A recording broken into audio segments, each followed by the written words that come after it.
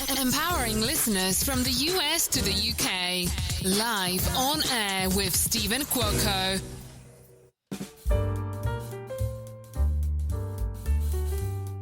The word for today I'm going to say is allow the unexpected to be the expectation for the non-expectation, knowing that when believing in the unknown and the unexpected, great things will happen.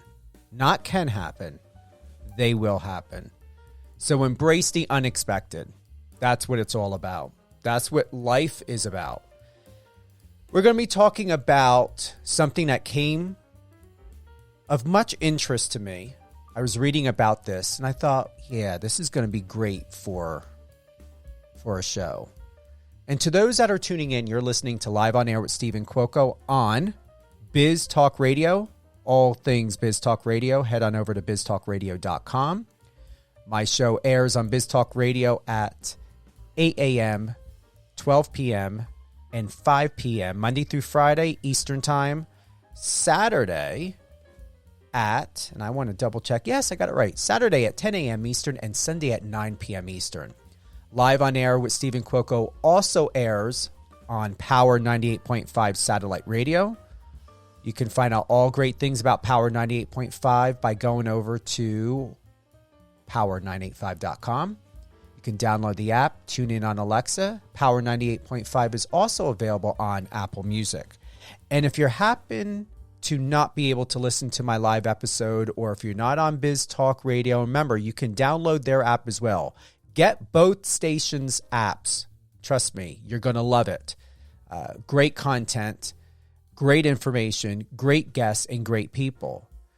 As I said before, if you're unable to listen to any of my live shows, you can go to any of your favorite podcast platforms, iHeartRadio, Spotify, Amazon Music, and Amazon Audible. And in the search bar, type in Live on Air with Stephen Cuoco, and everything will be there for you to listen, to share, to love, and support. And I would greatly appreciate it. Today's topic. We're going to talk about Boeing's ongoing PR crisis from PR Pro's perspective. And I've got Thomas Mustac with me today. I enjoy supporting my fellow PR guys and representatives in the industry of public relations. Thomas is Otter's medical and health industry PR specialist. He's previously held positions at the Dr. Oz Show at New York Medical College. He has his master's degree from Iona College and received an advanced certification in nonprofit public relations.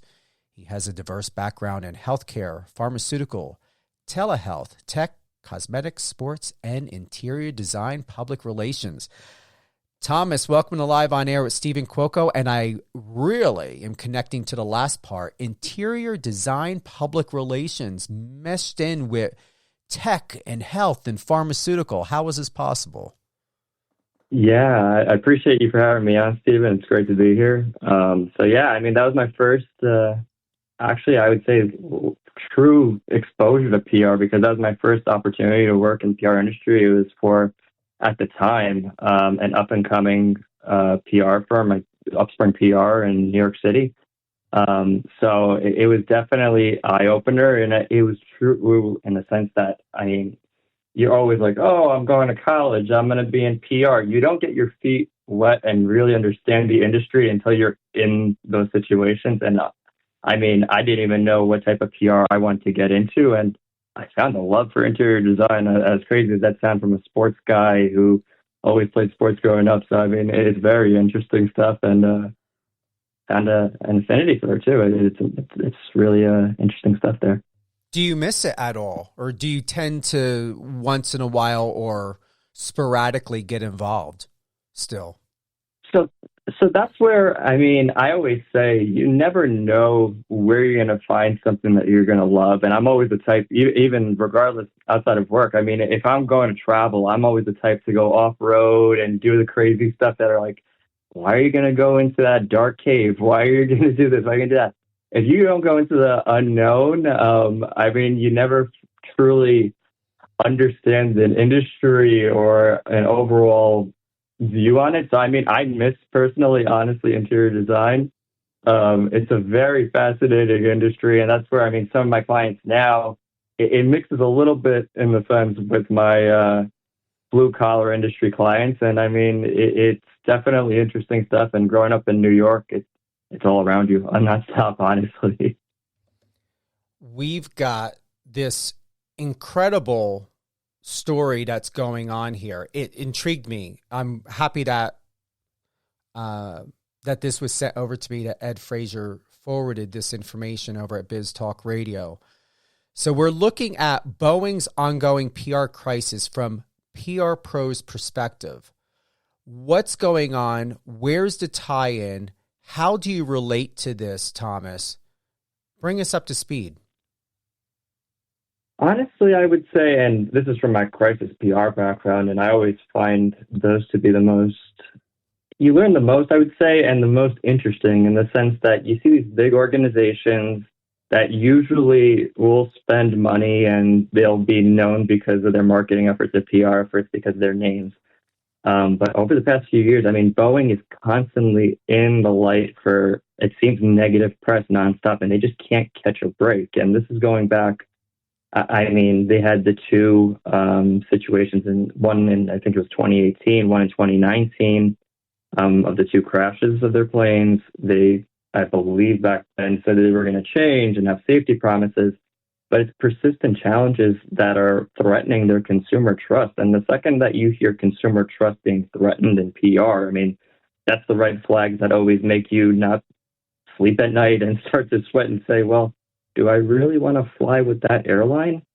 And I mean, lately they've been doing the best they can from a PR sense, but the public is starting to take notice, in the sense that I believe since 1974, I read a stat recently that their competitors, Airbus, they had 15,000 deliveries, Boeing had 21,000. But since 2019, Airbus has actually led the industry in deliveries. So now you're looking at the industry that's taking orders from their competitors since 2019, and it seems 2018, 2019 were those crashes. The data is starting to correlate. The industry is a little bit shying away from Boeing.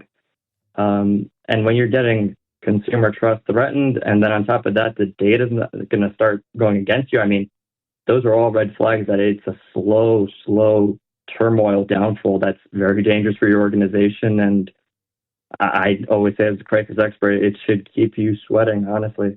Scary stuff for them.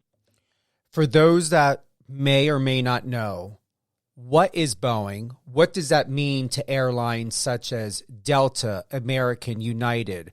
How do we understand what Boeing is? So they have their feet, it seems, not just in aircraft, but they also go into rockets, rotorcraft, satellites, airplanes, telecommunications equipment, I believe missiles as well. So everything that you see when you get on a plane, you always hear like a Boeing 747. That's the main, actually 737, sorry about that, is the one in question right now. But whenever you go to an airport and you come to your flight, you'll either see Boeing or Airbus. They're almost, I would say, between the two of them, they're usually the main go-to names that you will see anytime you go fly a plane. And I feel like as consumers, people even, I mean, me as an example of a consumer, I never even looked at the name of my plane. It was just like, I'm getting on a plane. I bought my ticket through KLM, Lufthansa. I trust them. But I mean, now when you're having Boeing, for example, where their doors flying off their plane because of some little bolts, apparently, I mean, it's making you uneasy in the sense that, do I really want to fly a plane halfway across the Atlantic or across the Pacific with bolts being the difference between me making my travel or not? So it's a little scary in that sense. I would say it would be, and it is, Thomas, because I only fly United. Honestly, I'm not going to say United is perfect. I have better chances and better experiences with United than I have on any other airline. There was American with their constant cancellations and all this. I love flying, Thomas. Absolutely love it. But in the last 2 years, especially in the last year and a half, something is going on. Something is majorly wrong when we think of the problems and the cancellations. And I remember I was coming back, leaving, it was Texas. I was in Houston or somewhere. It was Houston at the time, going to Vegas. They canceled or delayed the flight. I knew they were going to cancel. I've been flying since I was 14 or 12.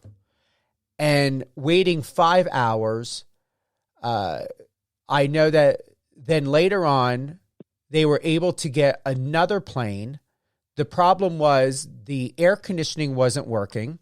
They couldn't find a pilot. Finally, a pilot was able to come in, went on a plane, immediately came out, and was complaining about how hot it was and that he did not feel that the conditions, he was not going to fly into conditions that not only was it not healthy for him, but it wasn't going to be healthy for us passengers. So they end up canceling the flight finally. And because I was on a business trip, get this, Thomas, I was on a business trip and the flight was covered. So the network paid for the flight. So they were giving vouchers to people who, for either taxi and hotel or whatever. They were giving vouchers to people that paid the flight. Because I did not pay for my flight and because the television network paid for it, they would not give me a voucher. I'm sitting here almost 1 o'clock in the morning. My flight was supposed to leave around 7:20. And it's now around 1 o'clock in the morning. That's how long they were having us wait with all that debacle nonsense going on. And they were like, we're sorry, we can't give you a voucher because you didn't pay for the flight. I was like, what does that even matter? I said, so I need to go back to Vegas. I don't live here. I don't know anyone here. I'm here for business. And you want me to, sleep or maybe snooze in an airport until you have another flight ready for at what time in the morning? That was the last time I will ever fly American Airline. And I've heard beforehand and even after that this is a constant ongoing problem that they have.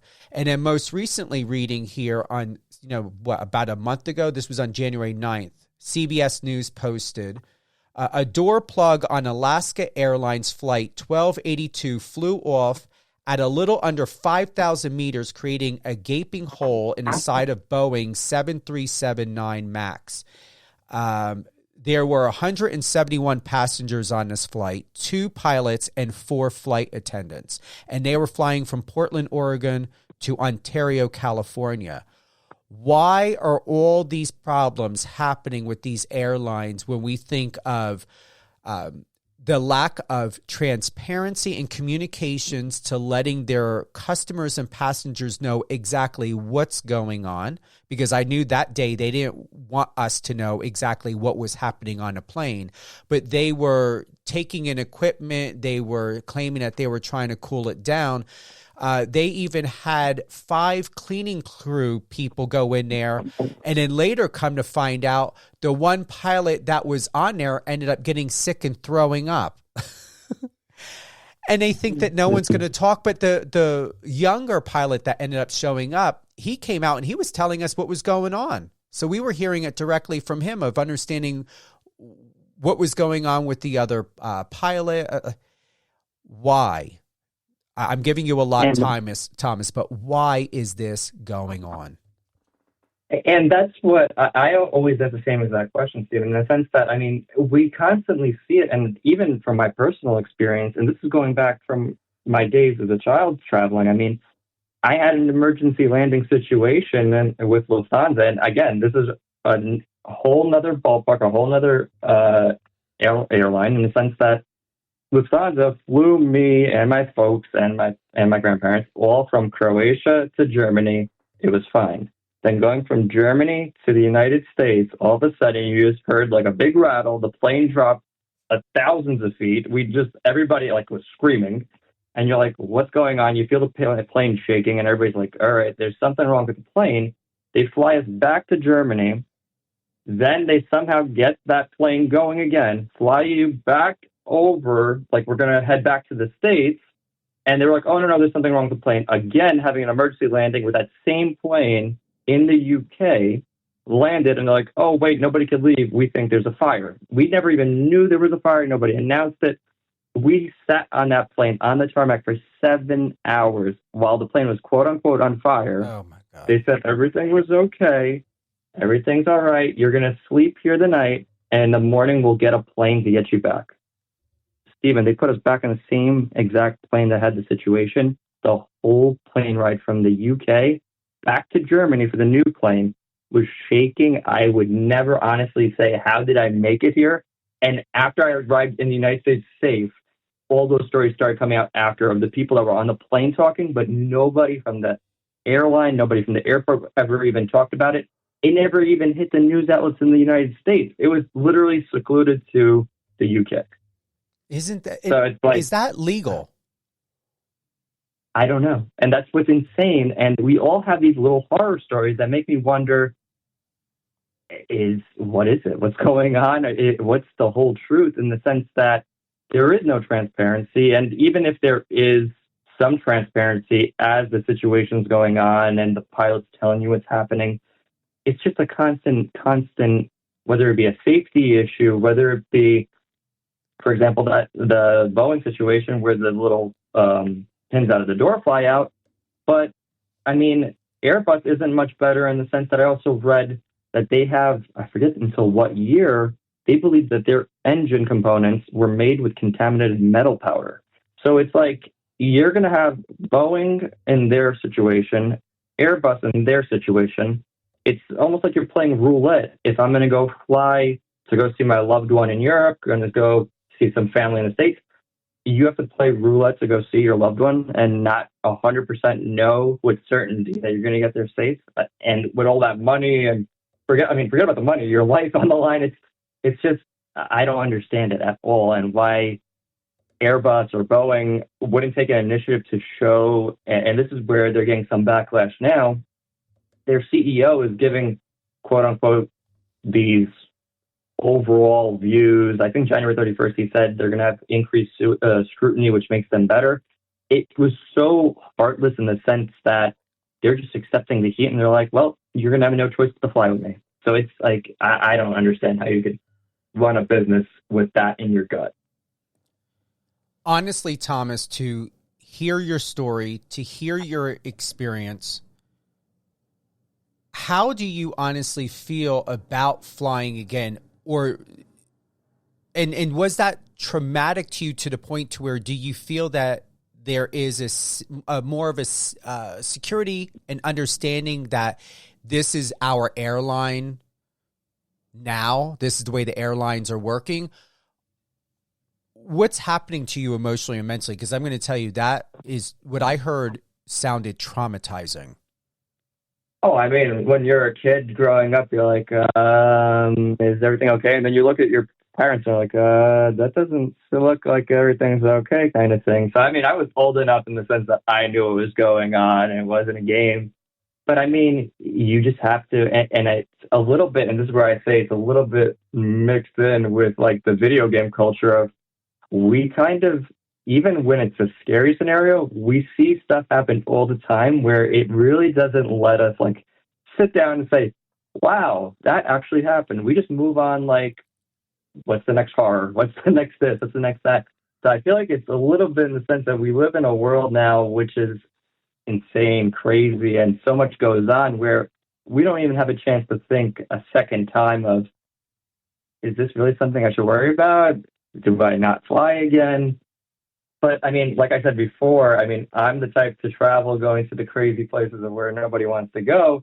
So it doesn't bother me. But again, in the back of my mind, I'm always like, at takeoff and landing, those are the two times I'm like, oh, what about that time with Lufthansa? And it's always in the back of my mind, even though I'm not flying Lufthansa. So it's like, it always is in your mind. And I don't know how something like this, where a door flies out of your plane and you see that video, you're just going to always have it in my mind, like, is my door going to fly off now? Like, it's always going to be engraved in my mind, at least. Yeah, they didn't share the age of the boy.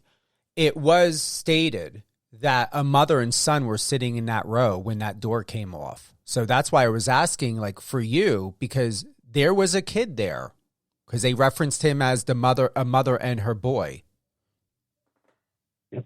And now imagine how that kid's going to feel. And I mean, God knows if he'll ever get on a plane again. And you literally said they're anticipating increased scrutiny will make, like, I believe he said increased scrutiny will make us better. And it's like, if you're accepting that scrutiny will make you better, you're already acknowledging, well, oh, well, the kid's a kid, the kid's going to move on. It's just so heartless to just come out to the media, and from a PR sense, you're representing an organization. And even just on that statement, and you're supposed to be the voice of the shareholders, the voice of everybody investing in your company. How can you expect that your shareholders are going to look at you, smile, and say, wow, you represent Boeing to a T, and how we want to be represented for consumer safety and consumer target audience values? It's just a mess in the sense that when you hit a crisis this bad, and I don't know, I believe Dave Calhoun, their CEO, was in Boeing since 2020. So, I mean, he was after those 2018, 2019 scenarios. It kind of is like, well, nothing changed since 2018, 2019. He's a new president, a new CEO. That sounds like a culture change that needs to get done from the top down beyond belief. Here's something that I want to add into this is with the Alaskan Airlines, the recent issue with that door coming off, okay? That whole entire part, if you guys have got to see this. It was so powerful that it was stated that the boy's shirt who was sitting there was sucked off while sitting on a plane, and even parts of the seats were sucked out. That whole entire part. So it was so powerful that the suction took off, like removed the shirt off of this person and parts of the seat. I'm sure you've watched it. I don't know how many times, Thomas. Literally, it reminds me of that movie Z, the one that Brad Pitt did with the zombies when when there were the zombies on a plane and he took the little bomb thing or whatever, military thing. Yep. It was a grenade, and he threw it, and then it blew up the side of the plane, and then everybody sucked out. That's what it looks like. It looks like the scene from the movie Z. And when you see those TikToks and the videos on YouTube, it's just like, is this real? Like, did somebody just make this up for TikTok likes? Like, it's just unreal in the sense that we're in 2024 now. You're supposed to be getting better technology, AI, all the tech that you want to hear those buzzwords.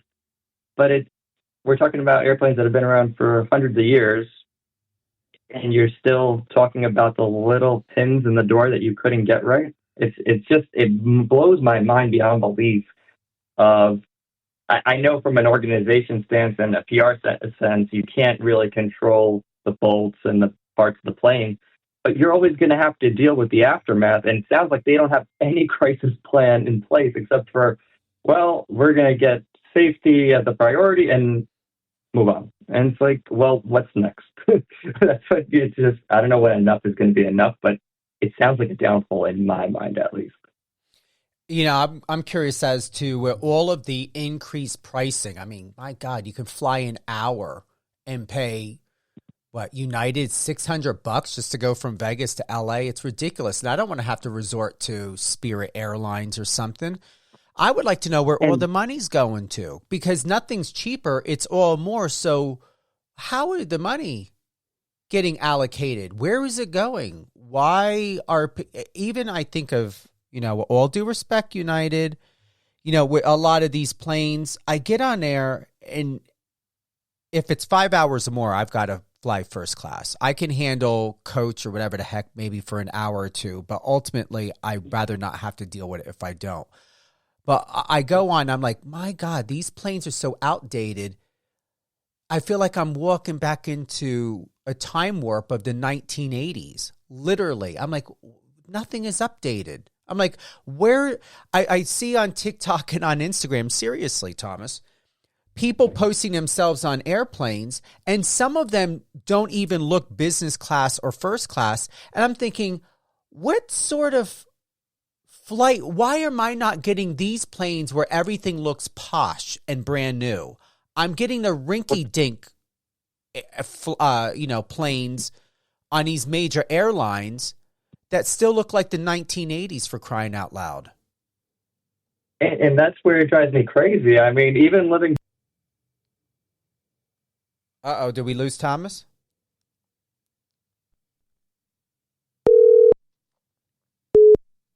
Hello. There you are, Thomas. The last thing I heard you say is that drives me crazy. Yeah, so sorry about that. I don't know what happened. No worries. But they, so it drives me crazy. With Croatia Airlines, for example, the country was just established in the 90s from former Yugoslavia. They have their own airline, and their fleet, they have not updated since then. People travel to Croatia for Game of Thrones, the beauty of the Adriatic Sea. And you get on these planes, you're expecting that you're going to have at least a screen in front of you. You're going to maybe get a drink, this and that. But, I mean, the seats are like you're sitting on a plastic bag. Like, it is literally that bad. And, I mean, the distance between you and the person in front of you keeps shrinking for whatever reason. But the price is going up. The tech isn't getting updated, and then they'll charge you, $15 for a Coke? So it's like, come on. Is it? Oh my God, yeah. I mean, come on. So it's like, come on. At least give me my free Coke, give me my free bag of chips, at least something for my $300 or whatever it is. And I got to ask, we got to digress a little bit. So when that situation happened with you and that flight, were you guys compensated? Were you put up in a good hotel? I mean, what gives? What happened? So this is what's crazy. So, I mean, we had to pay everything out of pocket.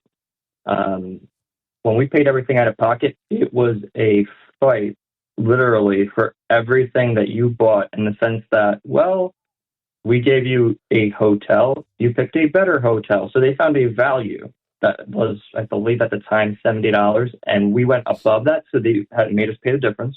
Okay, fine. But we didn't have clothes because they held on to our luggages, so we had to buy our own clothes. That was all out of pocket because it was, quote-unquote, our choosing.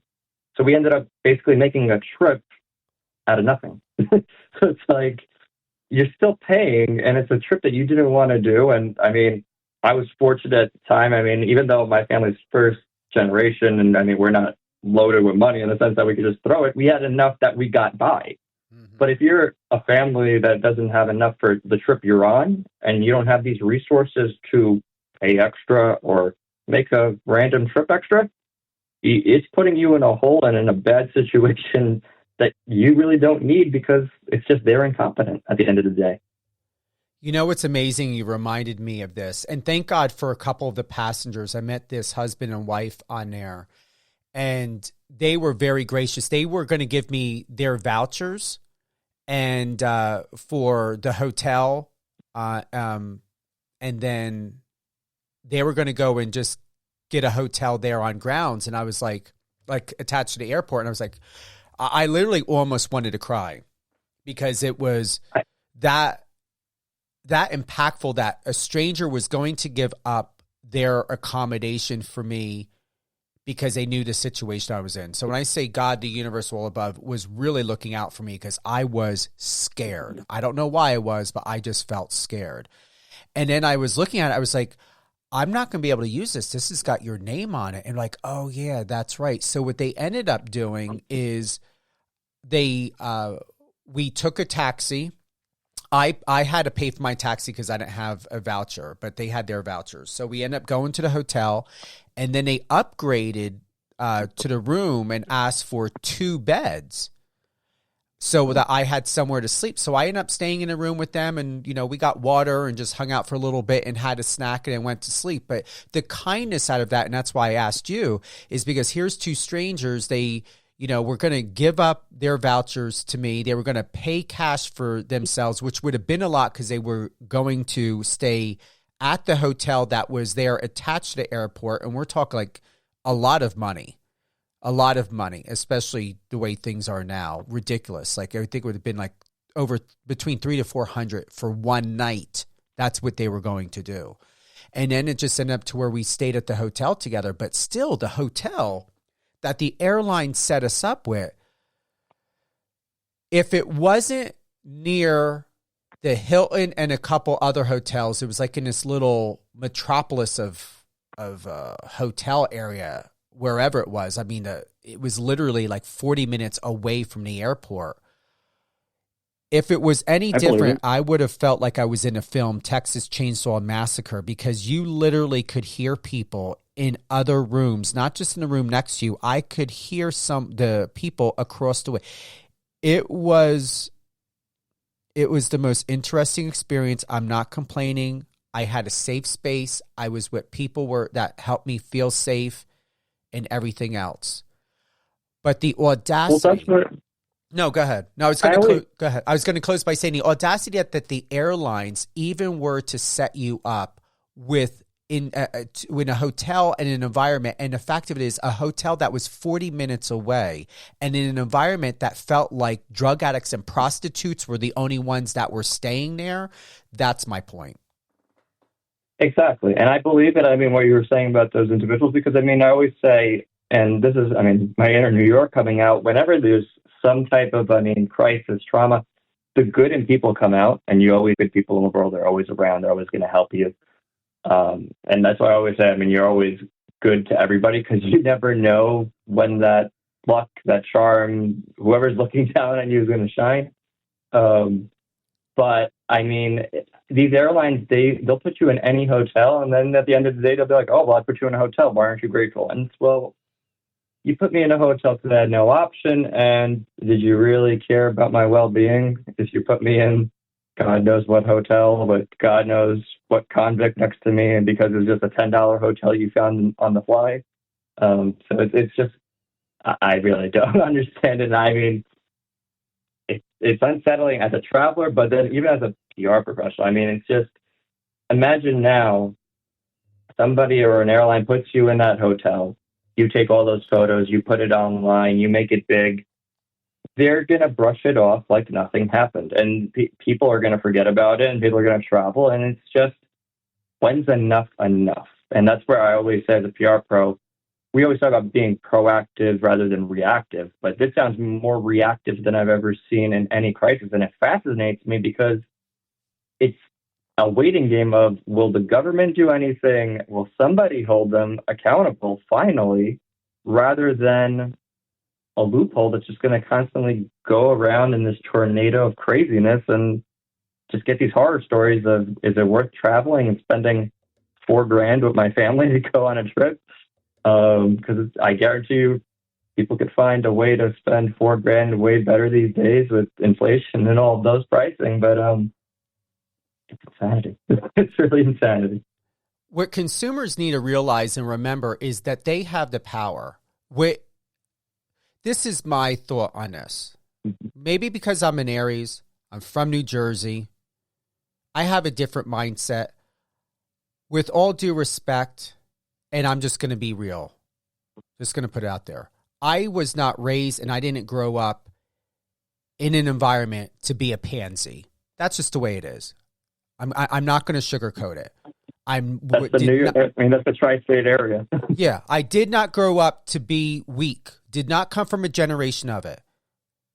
You know, we live in a pansy society where people will complain and la la la la la and think they're a CNN reporter, and instead of helping someone, they want to record it and put it on TikTok for being an idiot.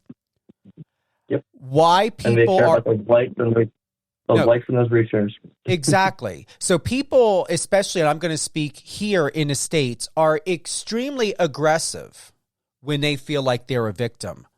But I have no idea why the public and consumers are not quick to, people will protest over certain things. Why not stop buying from companies? Why not start taking a train or doing something or get a rental car? Change is not going to happen if there is going to be enabling. If someone's going to have a problem with something, then why still be part of it? And whether it's government or anything else, it's the people that created it. And the only way that there's going to be change is for the people to change it. And the government will continue to do what they're doing. Businesses will keep doing what they're doing. Everyone will have an excuse. Everyone will be a victim. And then people are going to sit around being a pansy and do nothing about it, except pull out their cell phones and record it. Yep. I mean, I've had this argument so many times. I mean, I hear it here in Europe. I mean, people are like, "Oh, well, that's the American culture. It's just what's easier." And it's like, no, it's a world problem. You see it here too. I mean, everywhere you go, even for example, if you go to a concert, back in the day. I mean, even me growing up, I'm not. I mean, older in the sense that I'm only 28, but I remember going to concerts in my teens, and people actually went to a concert to sing, not to sit there on their phone, watch the phone concert, basically, through their phone, go home, watch the same concert on their phone, and be like, oh, wow, I wish I actually enjoyed myself there. You're totally going beyond, like, the realm of, we don't have to keep living through our phones. We don't have to be living in this virtual reality when it's not necessary. We could actually make a difference, make a change, and make the world a better place just by doing simple things of using the power that we have to use our voice, at least. The voice is the most powerful thing that we have, in the sense that even in PR, when we say we want to represent our clients as best they can because they have something to say, it's because silly stories like Boeing constantly, and I say it's silly in the sense that it's a constant crisis and you're going to constantly support them. And then you have these clients that have a great story, a great message, and they're making legitimate change. And that's where I always say I love being in PR, where I have the power to amplify a voice above something like this, or help somebody that, whether it be that they're in a crisis or something like this, you're always helping somebody. So it's that mentality of, why don't we help each other, make the world a better place, and actually do something right for once. I agree. And as long as there's people like us in the world, and most importantly, speak your truth, doesn't mean there's intention to be, offensive or belligerent or belittling.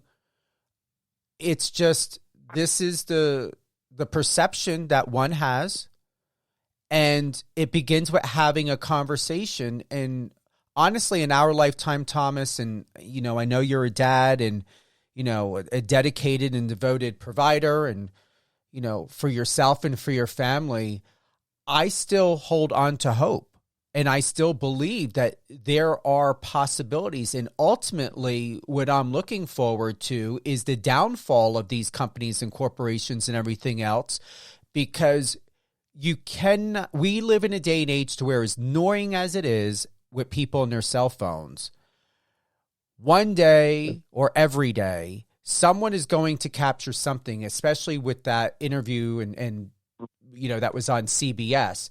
The truth is going to come out one way or another, no matter how long it takes. And I'm telling you, these people are digging themselves a hole, and it's going to get to a point to where people are going to have enough. They're going to be done with starving, done with the homelessness, done with being treated like a subservitude. And it's going to be Hunger Games, and it's going to be on. And when that Hunger Games happens, I hope it happens in my lifetime and I get to see it. I mean, get that popcorn ready and whatever, honestly, because it's going to be fascinating. That's why I always look for these crisis cases, in the sense that you learn so much, not just about the organizations, but as us as people, as consumers, in the sense that what's going to push us all off the edge, like eventually, what is going to be that extra dynamite that's just going to make it go boom. So, I mean, even from a communication side and from a media side, I mean, it's interesting to see it from that point of view. So, I mean, we're going to definitely have a lot more on this story, I think, coming out, whether the Boeing wants it or not. I think it's going to ignite the industry. And I mean, they're always usually the industry that gets federal funding and it seems that they're always getting, reimbursed by DC to get out of any crisis. So, I mean, it's going to be interesting to see where our politicians that we put in DC turn. I mean, it's fascinating stuff that it just doesn't get enough of a spotlight from that end rather than the crisis end, unfortunately. So I wish that we could amplify the public's voice more, for sure. I appreciate you, Thomas. And once again, thank you to everyone who's tuned in to Live on Air with Stephen Cuoco on Power 98.5 Satellite Radio and Biz Talk Radio. All things Live on Air with Stephen Cuoco, you can head on over to stephencuoco.com. That's STEVENCUOCO.com. Biz Talk Radio is biztalkradio.com. Power 98.5 Satellite Radio, power985.com. And if you happen to love this episode and want to share it, you can head on over to any one of your favorite podcast platforms, Amazon Music, Amazon Audible, iHeartRadio, and Spotify, and type in a search bar, Live on Air with Stephen Cuoco. Any closing thoughts, Thomas? Thank you so much for having me. Honestly, I really enjoyed this conversation. Like I said before, I love diving into crises, and I mean, we got to do this sometime again. It's been fascinating. Listen, sure. You've got my direct private line. I'm going to save you in my phone. Stay in touch. Keep me posted. I'm glad you had a really good experience on this, and this is what it's all about. Do you want to drop anything about your PR firm? Definitely. You could look us up, otterpr.com. I'm on the site. You can find me there. Feel free to shoot an email. I love getting in touch with people, and hopefully one day everybody, listeners, and you as well, could come out to Croatia and see me out here. Oh, I'll take you up on it. I've never been there. I've got a brand new passport that's ready to be stamped. Oh, we're ready. We're ready. Hold the line real quick, Thomas. I'll be with you. One last thing. Any shout outs or anything else you want to do or share before we close out? I would say just a big shout out to my folks back in the States, because I mean, that's always, I always look out for them in the sense that I miss them, but it's love my fam. Thank you, Thomas. Yep. Thank you again to everyone. It's been great. It's been real. Know your truth. Speak your truth. And if you're running into any situation where you feel that things are being hidden, there's a lack of transparency, I always say this: don't hesitate to ask questions. Ask for help. Just like when the pilot came off the plane and we were wondering, like, what are you doing off the plane? We want to get home. You need to get on the plane. And then to find out, the truth of what was really happening that no one else would tell us. Yeah. Someone will spill the beans. Someone will tell you, because there will be someone out there that will care. Just like those people who offered and got a hotel in making sure that I was safe and I had a place to sleep, even when I was absolutely terrified. God, the universe, all the above, as Thomas said, there are good people around, and someone will care. Ultimately, it needs to begin with you to care as well. Have a great day. Have a great year. I hope 2024 is serving you well. Take care, everyone.